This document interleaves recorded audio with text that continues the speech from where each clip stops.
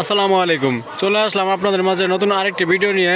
সেটি হচ্ছে খামারি কেন লস হয়, মানে বুঝতে পারছেন খামারিরা কেন লস খায়।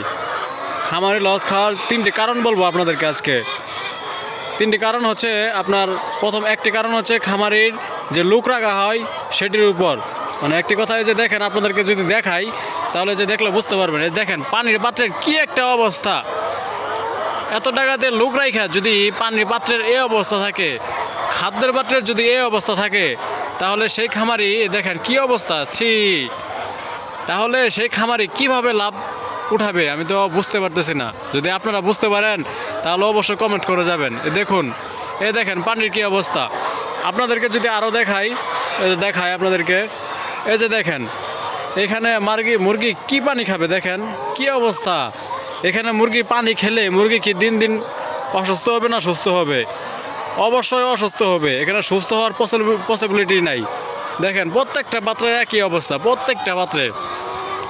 তো আপনারা অবশ্যই বিষয়গুলো খেয়াল রাখবেন। এই যেন আপনি যে লোকটা রাখবেন, এই লোকটা যেন অবশ্যই আপনার মুরগিকে সঠিকভাবে যত্ন নেয় আর সঠিকভাবে যেন খাদ্যটা দেয়। দেখেন খাদ্যর কী অবস্থা, খাদ্যর অবস্থা খুবই খারাপ।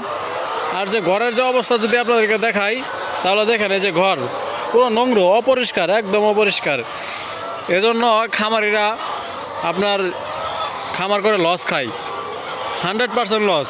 এইভাবে যদি খামার চলতে থাকে তাহলে 100% লস। এখানে লাভের কোনো প্রশ্নই আসে না। দেখেন নেটের কি অবস্থা, মাকড়সায় কি অবস্থা নেট। এইভাবে যদি মুরগি চলতে থাকে বা কিছুদিন যদি মুরগি থাকে, তাহলে মুরগি তো নির্ঘাত ভাইরাস ধরে মুরগি সব মারা যাবে। দেখেন কি একটা অবস্থা। দেখেন পানির ভিতরে কি পরিমাণ ময়লা, মানে এগুলো যে পটগুলো যে কবে থেকে পরিষ্কার করা হয় না, তা আপনারা ভিডিও দেখলে বুঝতে পারতেছেন। দেখায় আপনাদেরকে, আপনারা দেখুন। এসব লোক দিয়ে কোনো সময় ভালো কাজ হয় না। কেমন লোক দেখছেন, পানির পাত্রের কি অবস্থা। আপনারা চেষ্টা করবেন ভালো লোক রাখার। এগুলা লোক দিয়ে মানে কী লোক রাখছে আমরা, এগুলো লোক ঠিকমতো কাজ করে না। যে দেখেন আপনারা দেখাই, অবশ্যই লোকটা ভালো রাখার চেষ্টা করবেন, অবশ্যই যেন ভালো একজন লোক রাখতে পারেন।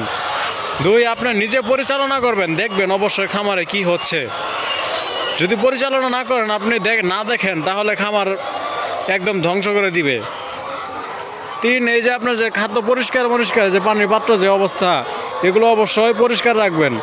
15 দিন পর পারেন, আপনি 1 মাস পর পারেন।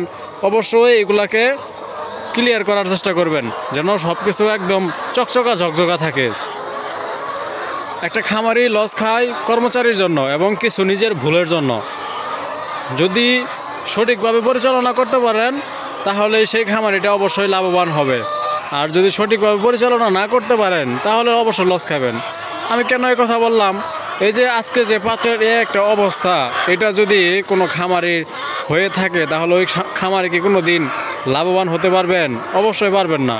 কারণ এই মুরগিগুলো কতদিন সুস্থ থাকবে? এই নষ্ট জায়গায় পাত্রতে পানি খেয়ে অল্প কিছুদিন সুস্থ থাকবে, পরে কিন্তু সে অসুস্থ হয়ে পড়বে, ভাইরাস ধরবে।